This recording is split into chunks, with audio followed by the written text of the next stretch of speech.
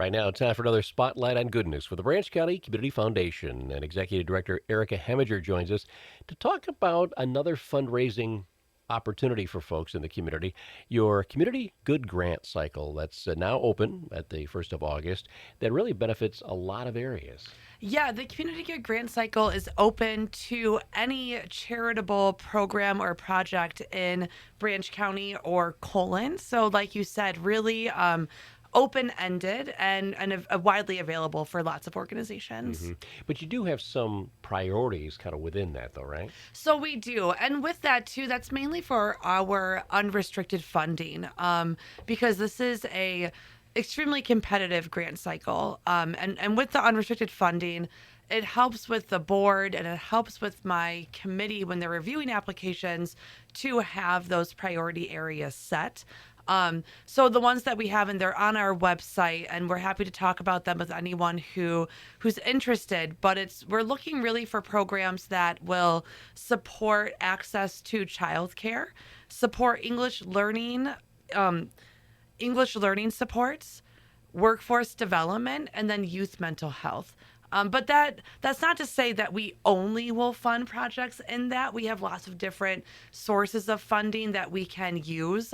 But those are really the ones we're looking for unrestricted dollars. So for the restricted ones, funds that already have kind of a priority with them, do they fall under this good grant cycle or is that different? Yes, so they do. And that's what's really great about our grant cycle that we have is based on the application, you don't apply for each individual fund. There's this one application, and then we on the back end at the office will then see what it aligns with within our fund structure. So because if you think you only qualify for one fund, you might, it's much like our scholarships, right? You might qualify for multiple different funding sources so you can get more with that.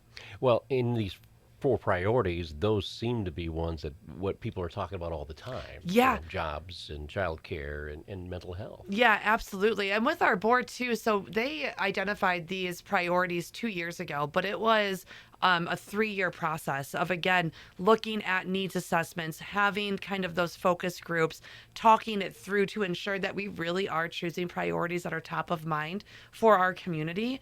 And that's exactly it. They are the top ones that everyone's talking about, the needs. And as you look at the applications that come in, are you amazed sometimes of the innovation of people, of ideas that maybe you guys hadn't even thought of would be a great project to fund? Yeah, absolutely. And that's the one thing too that we are looking for are ones that, if there are pilot programs or, programs that you're really just kind of thinking about but you're not sure, we always suggest to reach out to us beforehand because again, there are a lot of innovations.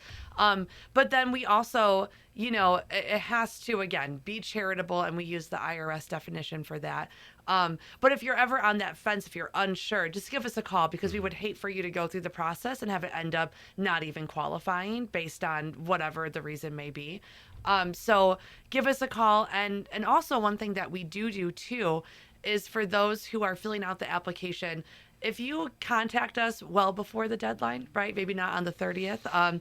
But if you contact us, the staff will look through your application and provide guidance and pointers to make it the strongest application. Because like I said, it's an extremely competitive grant cycle. So we want all of the applications to be the best they can be before they can even go to the committee.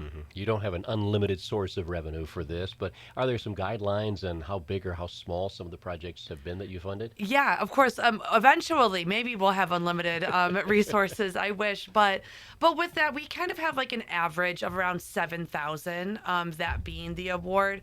Again, there are circumstances where that might change, right? Or even if it's something that's below that, it definitely can fluctuate. But around 7,000 is like the max that we'll give. Well, which again, for a lot of projects, that could be a big portion of their budget, maybe, or at least good starter money for a project, Yeah, absolutely. where they could go out and find some other monies elsewhere to team Yeah. up with it. So. Yep. And that's the one thing too with our application too is we really like to see that it's not all your eggs are in just the community foundation basket. It's really important to show that you are either you have your own resources with your organization that you're putting something in or that you're seeking funding elsewhere too because again like you said we don't have unlimited resources. So we hate to see organizations that are just putting it all in one basket and then they don't get funding, and then that project kind of dies at the table right there. Okay, so review again the deadline and how people actually get the applications. Yeah, so the application is on our website, brcofoundation.org, and there's a grants tab at the top that you can go to.